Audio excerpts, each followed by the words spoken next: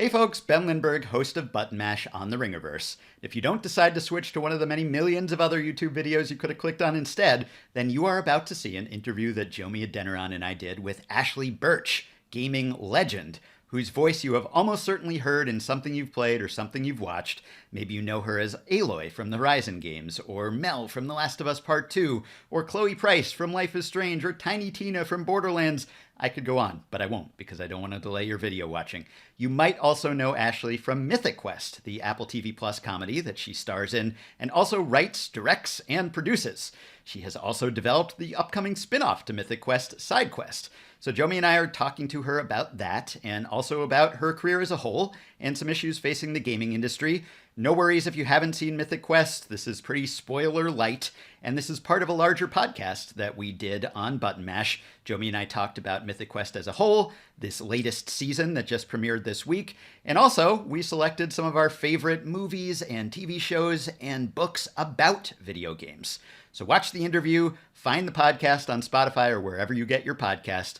Thanks for listening and watching. Enjoy. We are joined now by someone who has almost certainly acted in, written for, directed, or produced one of your favorite shows, movies, or video games. In the case of Mythic Quest, she's done all four and more. Ashly Burch, welcome to Button Mash. Wow, what an intro. Thank you. You are jack of all trades. We're going to get to that. But it's been 2 years since season 3, 5 years since season 1. A lot of upheaval has happened in that time. A pandemic, a few strikes, multiple industries downsizing, yet Mythic Quest endures. Could you tell us about how the show has been able to adapt its story and sometimes its format to all of those ups and downs and disasters and delays?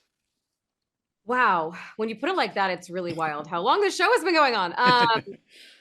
What I love about this show and about our showrunners is that we don't really sweep things under the rug as a general rule. Like the biggest thing, I think, honestly, part of the reason that Mythic Quest has reached as many people as it has is because of the pandemic episode. It's still one of my favorite episodes of the show, which is, we did an episode, I think it must have been maybe it was May of 2020, that we shot completely remotely. And, all the actors were their own camera people and mic'd ourselves, and we told a story about what it was like being in quarantine while we were in quarantine. And so I think doing stuff like that, it keeps Mythic Quest relevant because we don't really shy away from things that are happening. We integrate them and we make them, we talk about our authentic experiences in the upheavals, as you put them, that have happened over the course of the show existing. So yeah, I think that's probably why is that we've, rather than trying to ignore that those things happen, we've put them into the fabric of the show. Ben mentioned that it's been a long 2 years since we last saw Mythic Quest. What was it like getting back into that world and with all those people? It really was like no time had passed. I know that probably sounds like a line, but I love this show. And like when you say that it's been 5 years, it feels like it was yesterday to me that we did season 1. It's so bizarre to me to imagine that was 2018, 2017. So, I've formed relationships and friendships with all the people that I work with. So it was really wonderful to come back to the writer's room and kind of feel like we were picking up where we left off. And same with the cast. The main thing that we thought about was just like, okay, what stories do we want to tell? And, we want to acknowledge that there has been a time gap and not just act like, okay, let's just pick up from the last episode of the previous season. It's been a minute. So, yeah, but I've been on this show since the beginning as a writer and as an actor, obviously. And, yeah, I feel like I kind of know it inside and out now. So it just sort of felt like at a certain point, it feels like you're writing fan fiction, because I'm a fan of the show as well. You alluded to this, but one of the things I really admire about Mythic Quest is how it doesn't tiptoe around issues facing the industry, but tackles it in a lighthearted way somehow, even though there's serious issues, never more so than in this season. You've got layoffs, you've got AI, you've got content moderation, child labor, and safety, something that is of great concern to Rachel this season. The COVID-19 pandemic, of course, which David laments the end of throughout the season, which is one of the best running jokes. So, how do you all talk about that, not wanting to shy away from these issues and not wanting to make light of them, but also wanting to find the humor in them somehow? It really is a funny sort of needle to thread. Um, because you don't want to ignore anything that's happening in the industry that is relevant and meaningful. And it's also a comedy. So as you say, how do you marry those two things? And I feel like it really comes from the sort of deft hand of our showrunners and also our writers that we can find ways of, as you said, there's a running gag where David's like, how sad it is that COVID ended because of how astronomical the games industry profits were. But we always have someone being like, David, David, so it's kind of playing both sides and also like using it to fuel stories where we can like go a little bit deeper into those conversations and those ideas. I think it also helps that by and large, all the people that work on the show are kind and empathetic people. So I feel like we're usually trying to make sure that it's funny without it being dismissive of anything real that's happening. Yeah, and another balance the show tries to strike, as we do on this podcast, is to try to be accessible to non-gamers, to people who are not super plugged into all of these developments, but also just constant knowing winks. People who are in the know, who are immersed in this world, will recognize that, oh, there are people making this show who understand the industry, and you're, of course, one of them. So I assume there's a blend in the writer's room of people who are very into games, as you are, and people who are less so, and can kind of be the proxy for the portion of the audience that might not be aware of those things. So again, how do you sort of make it accessible without turning off people who are very plugged into this world and would sort of sense if there was an inauthenticity to it? Yeah, I mean the primary thing about this show, right, is that it's a sitcom and you have to love the characters and be invested in the characters. So I think we as the show really shine when we're able to use real authentic things that are happening in the games industry to create comedy and also to promote character conflict or growth or whatever it happens to be. Like, coming out of season 3, Playpen is now this massive hit that is rivaling / maybe has just toppled vanilla Mythic Quest. And so now that creates a really fun power dynamic where Dana is actually more valuable to the company than Ian and Poppy. So it's a real thing that's happening in games where games like Roblox are massively, massively successful. Mm-hmm.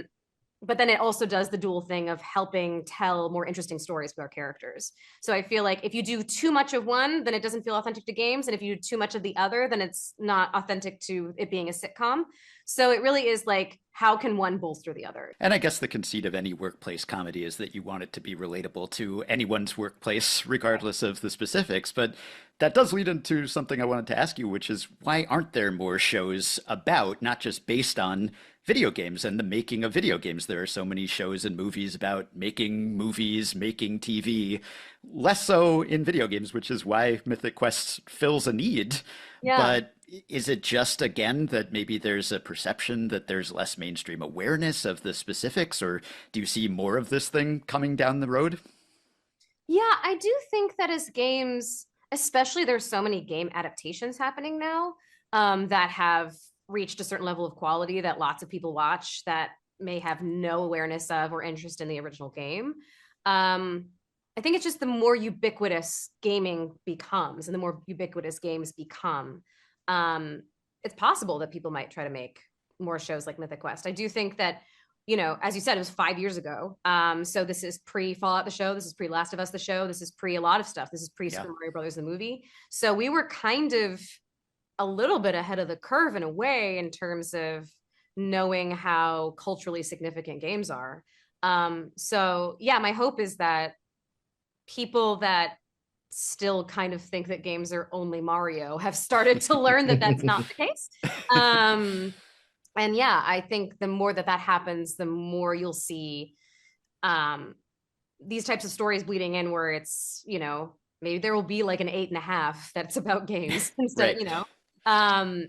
But yeah, I think that's just starting to happen more and more as culturally different mediums kind of blend. And has always been a show about relationships more so than just Mythic Quest the game, but it seems as if it's moved more and more in that direction. That Mythic Quest, certainly vanilla Mythic Quest, has receded somewhat into the background, but we're following these characters' lives in ways that almost don't interact really with their professional occupations at this point. And so I wonder how that has evolved also from a writer's perspective when it comes to kind of the nitty gritty of game making versus, okay, now we're invested in these people, and we are interested in what they're doing even when they aren't working on the game.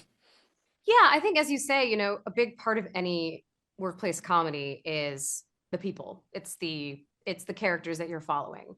Um, I think Rob said at one point, you don't watch The Office because you care about paper. You watch The Right. Office because you care about the characters.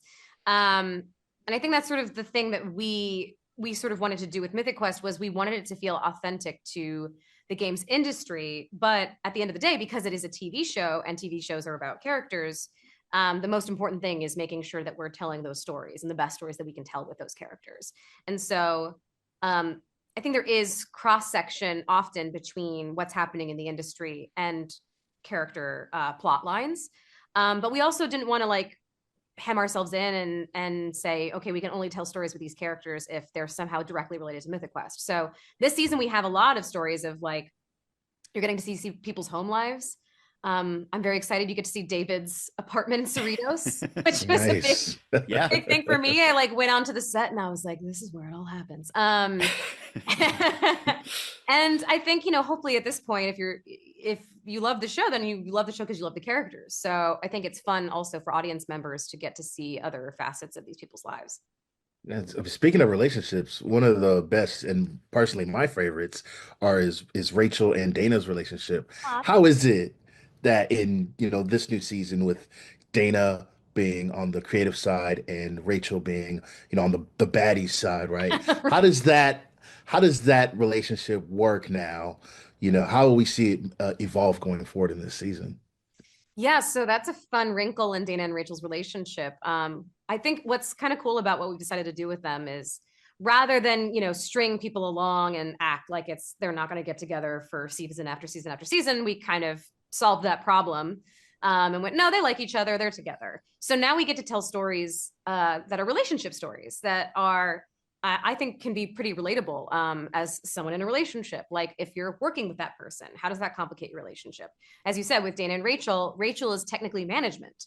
So then it creates this strange rift between her and Dana where, there's secrets that she's not allowed to tell Dana, or, Dana kind of wants to take down people in her company. And we get a lot of humor out of the sort of tension between Dana as a creative and Rachel as management. But the other one of my favorite plot lines of the two of them in this season is how their different jobs mean they are bringing in different levels of income. And you learn that Rachel, although she makes more money, is extremely irresponsible with it. And I think that's a very common thing with relationships where, someone is the breadwinner and someone isn't. And how does that affect your relationship? And then what if it switches and someone makes more money and the other person makes less? So I think the fun thing about like just getting them together and building their characters is that we've gotten to explore other interesting relationship stories that hopefully people can relate to. Yeah, I mean, I'm Team Dana because frankly, one, let's go creative. And Sure. Yeah. I am. gout's bad.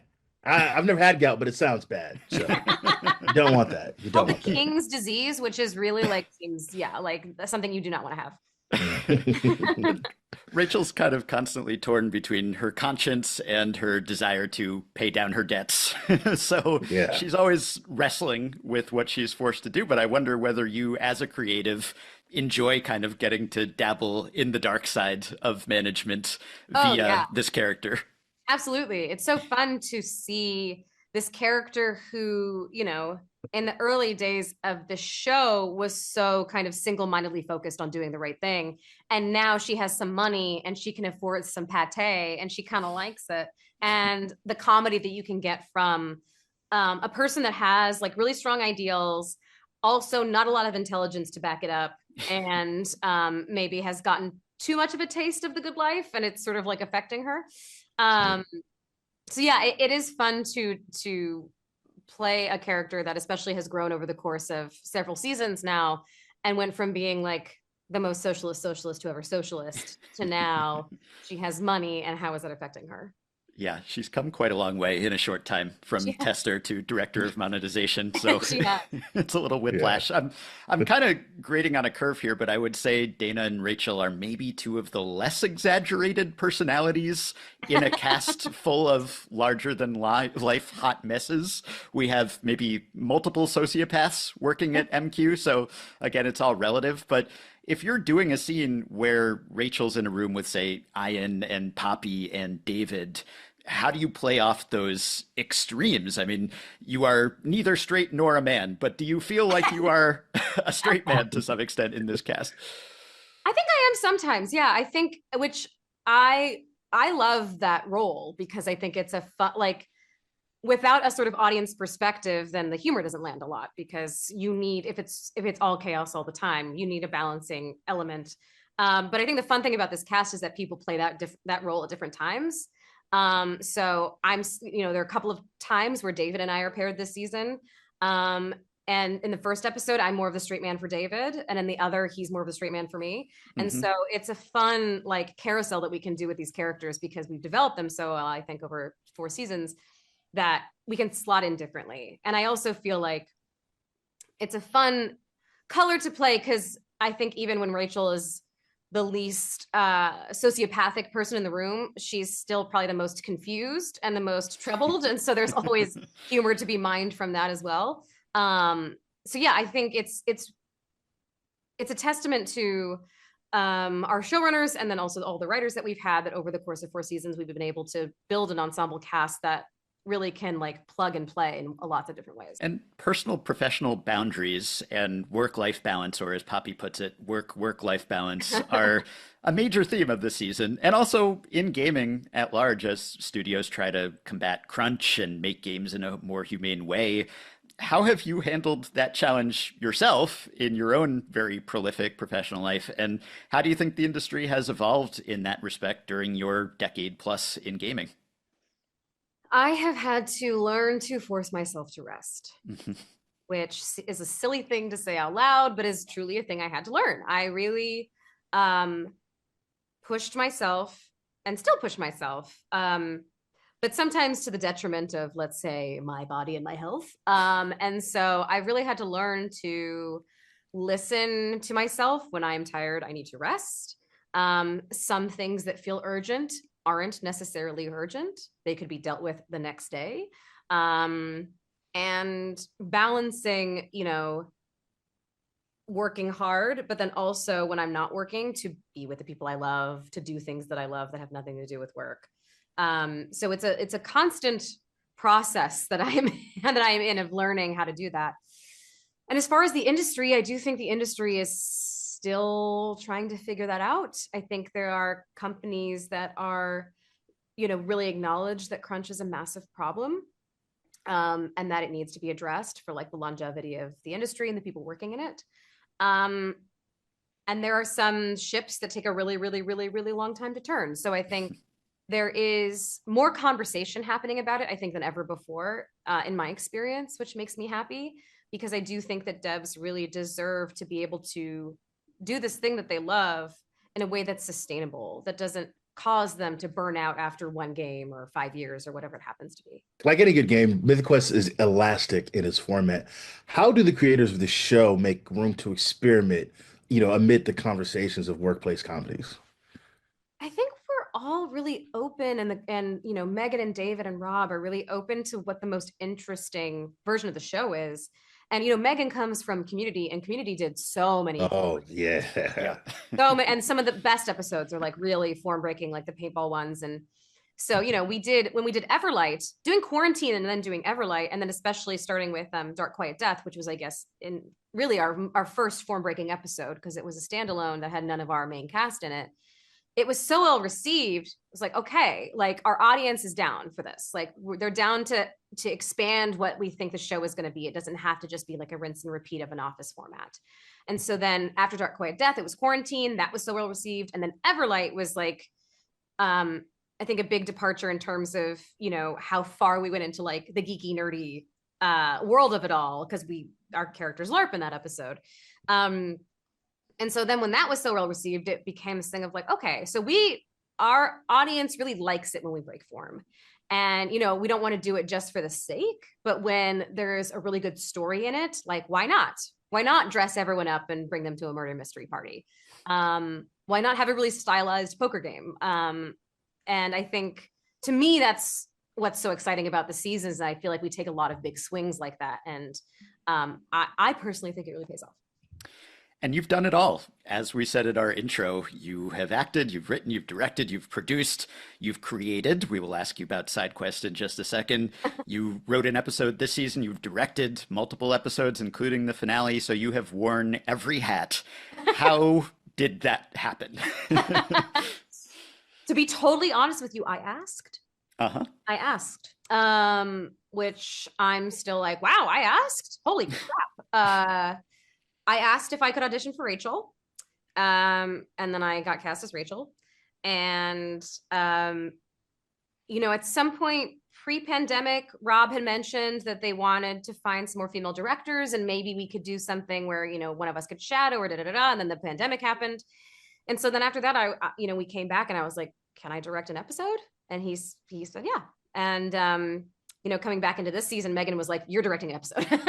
So it's really been, it's a testament to our showrunners for being really receptive and open to people like me taking swings like that.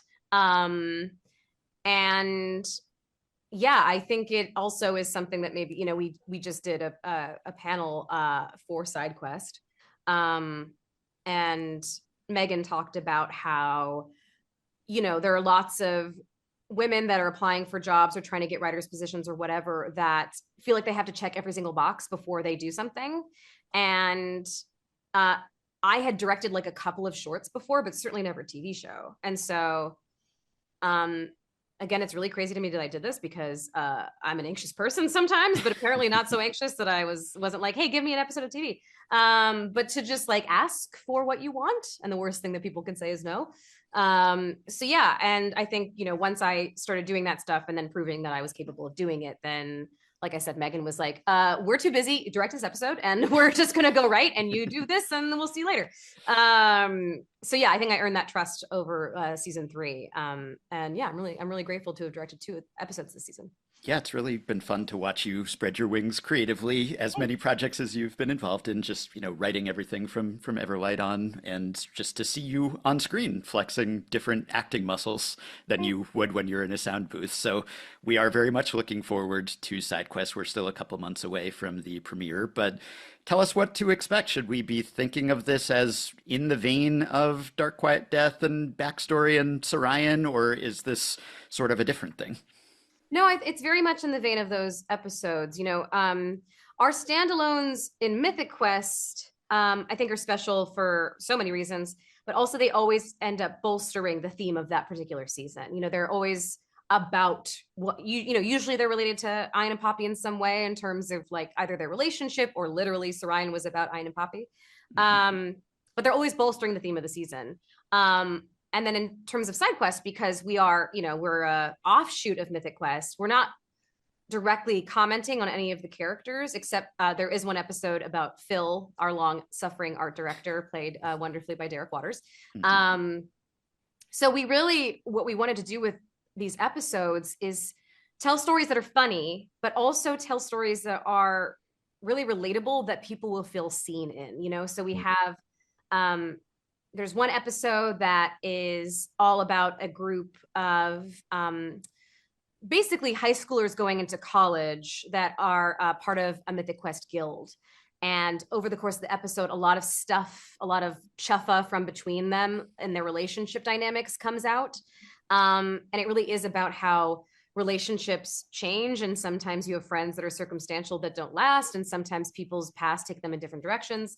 We have, you know, an episode that's about an all-Black comic book store. It's owned by a Black woman. It's all Black community. And it's so much about the Black nerd community and also about gatekeeping and what does it mean to have a community like that. So we really tried to keep the spirit of like Dark Quiet Death is so much about creative relationships and what makes them either last or break apart. And so we tried to keep that sort of same deep thematic thread in each of our episodes. We're just gonna go through just a little bit of your credits thus Okay. far. Horizon, Zero Dawn, Life is Strange, The Last of Us 2, Borderlands. Like these are enormous games that you have, been a part of, and now they're getting like TV and movie adaptations. Like, how does that feel to see, some of the work that you've been a part of go, hit the screens, either it's TV or film? It's really surreal, I have to say, because at no point was I like, playing Tiny Tina and being like, one day this will be a movie with Kate Blanchett. Like that's not something that ever crossed my mind. So really surreal, extremely surreal is the first answer. And then also, I think really validating, like obviously I've been able to be part of these games and these franchises that have been popular enough and have spoken to enough people that they're being adapted into TV and film. So it's like a humbling and really gratifying experience to know that, the work that all of us did, from the actors to the devs, on these games is so beloved that now they're reaching an even wider audience. By the way, 10 years since the first Life is Strange. This week. I this week. That's so crazy. 10 years. Chloe, shout out Chloe Price. I can't handle that. That's too wild. Oh no, 10 years. Okay. I'll process that on my own time. That's a favorite of yours, Jovi. I love Life is Strange. I mean, that's like, awesome. we don't got time to get into it, but you know what I mean? Did I save Chloe or save Arcadia Bay? Who knows? But yeah, be careful about which one you say. Right? People are very hot about it. People get hot. I did want to ask, you weren't able to play Chloe in Life is Strange Before the Storm because of a previous voice actor strike. And there's still a voice actor strike going on, a different one now. And of course, you've been supportive of those efforts. And I wonder if you could just sort of lay out for people who haven't followed it briefly the issues that are at stake there, or the progress that you and a lot of your colleagues are hoping to see. Yeah, absolutely. So if you followed the writers or SAG theatrical strike, a couple years ago, I don't understand time anymore. It was the last year, the year before, you know what I'm talking about. A lot of the issues are similar, and I would say they're even more urgent for gay performers. So AI is a big concern. And then also, for voice, but also for movement. We have so many movement performers that work in games. I think we often see, footage of like when games like Horizon or The Last of Us, where the actor playing the character is also on the motion capture volume. You see that kind of footage a lot. But what you probably don't see is all of our stunt performers, all the people that bring the characters to life in different ways, who have imbued so much performance into the movement that they do, even if their faces and aren't being seen and their voices aren't being heard. So we're asking really for common sense AI protections, so that I think the thing that's usually said is consent, transparency, and compensation. So I need to give you my consent to make a digital replica of me. You need to be transparent about how you're going to use that, and I need to be compensated for it. And seems pretty simple to me, seems pretty straightforward. But we're striking over it, because this is really, it is the future of our industry is at stake. And one of our committee members on the negotiating committee, Zeke Alton, talks a lot about how voice and movement performers are sort of the canaries in the coal mine. Like AI is affecting all of our industries. So it really is something that I think should concern people that love games, because even if I wasn't a performer, I don't want my characters to have computer voices and computer movements. I like that there are humans behind these. I like that they have instincts and perspectives that I wouldn't expect, that they would play characters in ways that I wouldn't expect them to play. So that's a big, big concern. There's also safety for movement performers. There's, pay raises, but really it's the big bulk of it is AI. And so we've been on strike and we're still on strike. And, I'm really proud of this community. They've been holding strong, and they know that this is important. And, you know, really for someone like me, I'm so lucky that I came up in the time that I did, because I was able to cut my teeth on characters that could very easily be replaced by AI, you know, combat barks and small NPCs and villages and RPGs and stuff like that. So it's very personal to me, because this is how I became a voice actor. I don't know that I would have had the career that I had if these opportunities weren't available. So it's very important to me that the next generation of voice actors and movement performers get to have the same experience. Well, we support your efforts. Somehow I doubt David would be as receptive to your request. And I'm sure Rachel would be conflicted as always. We will end just with two very quick ones. First, is there a role that you have played or voiced that you feel a twinge of, gosh, I wish I could play that role in the adaptation, whether there's an existing one already or whether someday there might be one now that you have played Rachel, that you feel like, okay, I can make the leap to live action? I'm trying to think of what the funniest answer is, but like a baby I played once or something. Yeah, I mean, it's tough because a lot of the characters that I play are canonically like 18, and I, spoiler alert, no longer 18. But you know, if someone came up to me and was like, "Do you want to be the live action Aloy?" I wouldn't say no. I might be like, "Are you sure?" But oh, yes, actually, yes. I mean, yes. But also I don't like expect it. Do you know what I mean? Just because the beautiful thing about being a video game performer is that my age and my appearance does not matter. It's really like, can I do that? Can I do the performance? You know, am I the right person for the performance? So for that reason, I have played many teenagers. And so I understand why they might want someone different to be in the adaptation. There's a proud tradition in Hollywood of 30-somethings playing teens, so you would not be alone. You know what? Look, if you want to get the, what do you call it? If you want to get the, what am I trying to think of? Petition. If you want to get the petition going. Change.org. They got you. Real quick, you know, no spoilers, but what can fans expect out of this last season or this latest season of Mythic Quest? You directed the finale, so you know, what can people get in their heads ready as they go on this season? Ugh. I hate not being able to spoil things. I will say one of my favorite episodes that we've done of the entire season is in this season, which is the 4th episode, which Megan Gans directed. And it's in the trailer. So I think it's safe for me to say that there's a murder mystery episode. So it's like basically the gang gets together and plays our version of Werewolf. And it's so fun. And Megan crushed it in terms of direct. She also co-wrote it with her husband. And I was part of the breaking of that episode. And it was such a difficult episode to break. And the fact that we got there, because there were a couple of moments where we were like, we're not going to be able to do this. We're just gonna have to throw this episode out. And then we finally got there. We finally broke through. And I think it's a really satisfying episode. And it felt like the hardest escape room I've ever done. And I'm so happy that we got to actually do it and that it exists. So. Well, it's been such a pleasure to watch your work on Mythic Quest and elsewhere. We're looking forward to Side Quest, and it's been an equal pleasure to talk to you today. So, Ashly, thanks so much. Yeah, thank you.